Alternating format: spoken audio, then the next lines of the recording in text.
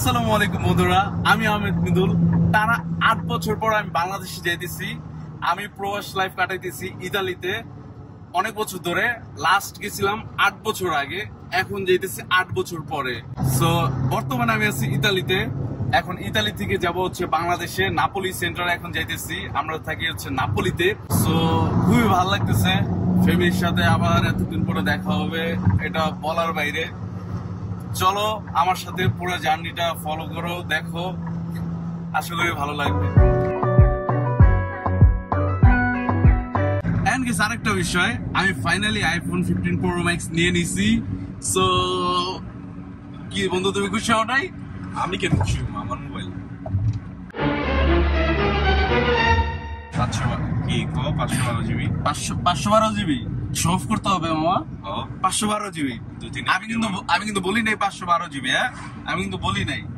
2-3টা video বানা, হ্যাঁ 2-3টা video বানা, এটা বললাম। এই আইফোন নিয়ে 4-5টা ভিডিও বানাইতে হবে যে নিছি নতুন আইফোন। সো আজকের পুরো ব্লগটা এই ক্যামেরাতে হবে। চলো দেখা যাক কিরকম হয়, আই ডোন্ট নো।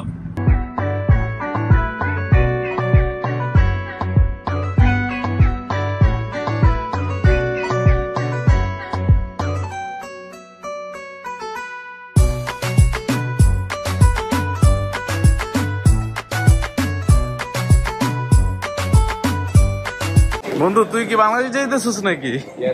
হ্যাঁ, ফাইনালি।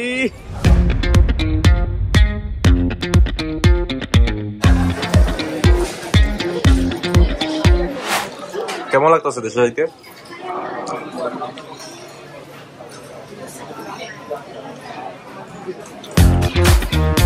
গাইস, আমরা চেকিং পাস হয়ে গেছে। আমাদের যে ব্যাগ লাগেজ আছে এগুলো সব চেকিং হয়ে গেছে। এখন এয়ারপোর্টে প্লেনের দিকে যাচ্ছি। সো অলরেডি লেট হয়ে গেছি, মানে বলার বাইরে। এত আগে এসে লেট হই, এটা কেমন সম্ভব? সো চলো চলো চলো। এতক্ষণ ওয়েট করে মাত্র বাস আসছে। এই দেখো, কিছু কিছু প্লেনে এই জায়গা থেকে ইয়া নিয়ে নেয়, আর কিছু কিছুগুলো বাসদা যেতে হয়। সো এটা বাসদা যেতে হবে।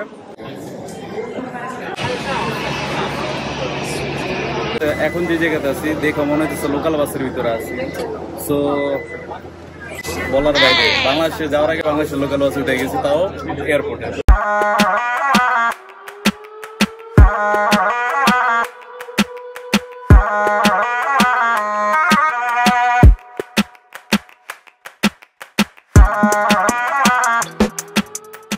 প্লেন অলরেডি 1.5 ঘন্টা লেট। 1.5 ঘন্টা অলরেডি লেট হয়ে গেছে। এখন 1.5 ঘন্টা ধরে প্লেনে বসে আছি। কতক্ষণ লাগবে যাইতে জানি না। দুবাইতে আগে দুবাই যাব, তারপর হচ্ছে বাংলাদেশ। সো দুবাই হয়ে বাংলাদেশ যাব।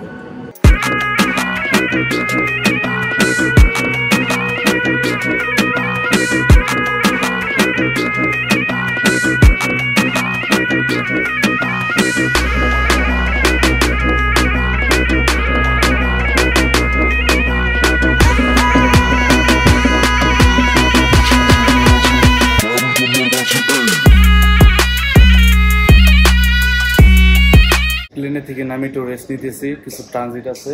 সো ট্রানজিট সময়টা কাটাইতেছি, 2 ঘন্টা ট্রানজিট। সো যেহেতু লেট হয়েছে, 3 ঘন্টা ট্রানজিট ছিল, যেহেতু লেট হয়েছে এখন 1 ঘন্টা আছে। সো একটু সময় টাইম পাস করি দুবাইতে।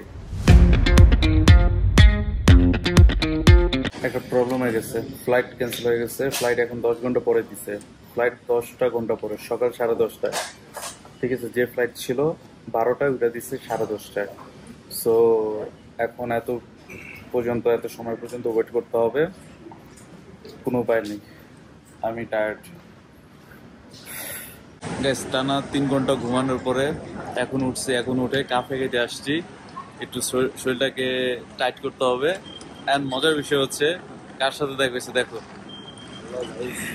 ওর সাথে হঠাৎ করে দেখা হয়ে গেছে, আমার ফ্রেন্ড।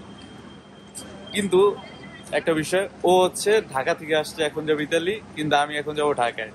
সো আমাদের অল্প কিছু সময়ের জন্য দেখা গেছে। ফ্লাইটটা মিস না হলে দেখা হতো। হ্যাঁ, যদি আমার ফ্লাইটটা যদি এরকম ঝামেলা না হতো তাহলে আর দেখা হতো 2019, অনেক আগে 2019।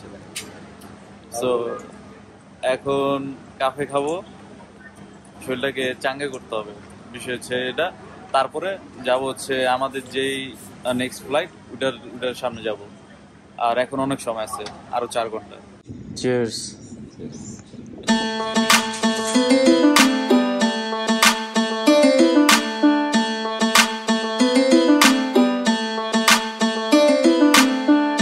দুবাই এয়ারপোর্ট এত বড় বলার বাইরে।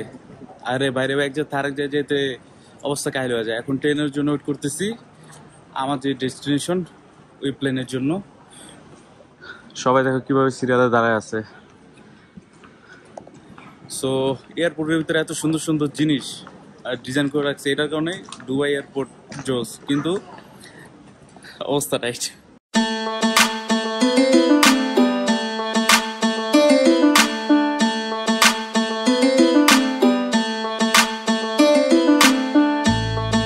সো ফাইনালি 11 ঘন্টা ওয়েট করার পর প্লেন উঠতেছি।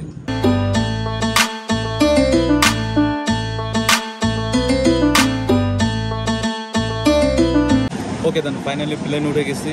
এখন না হলেও বাংলাদেশে যেতে আরো 6 ঘন্টা লাগবে। খুবই টায়ার্ড হয়ে গেছি, কারণ এত বড় একটা জার্নি, ছোট্ট জার্নিটা খুবই বড় হয়ে গেছে।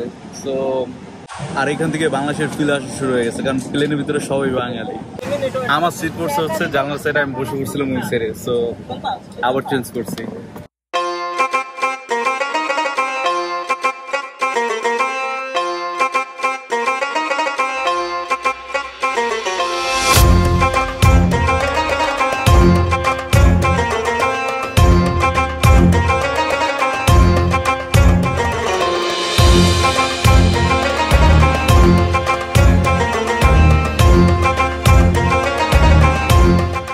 বলতে বলতে ফাইনালি চলে আসছি, আর আধা ঘন্টা বাকি আছে।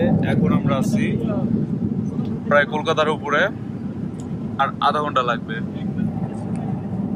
জার্নিটা ঠিক মতো যাক, এটা হচ্ছে বড় বিষয়।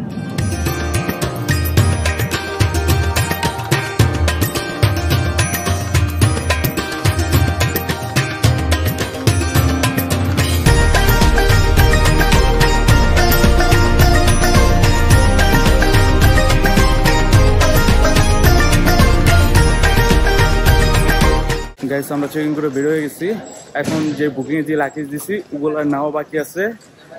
অ্যান্ড আরেকটা বিষয় যেটা বলার বাইরে, আমি জানি না কার সাথে কি হয়েছে, বাট শুনছি অনেকে নাকি হ্যারেস হয়েছে, বাট আমি বুঝলাম না। এখন আসলাম, যারা চেকিং করতেছিল এত পয়লেটলি কথা বলতেছে, আমি আর কি বলবো। সো খুব ভালো লাগলো দেখা। এখন জানি না কেন, বাট সবাই হাসি খুশি মজা করে কথা বলতেছিল।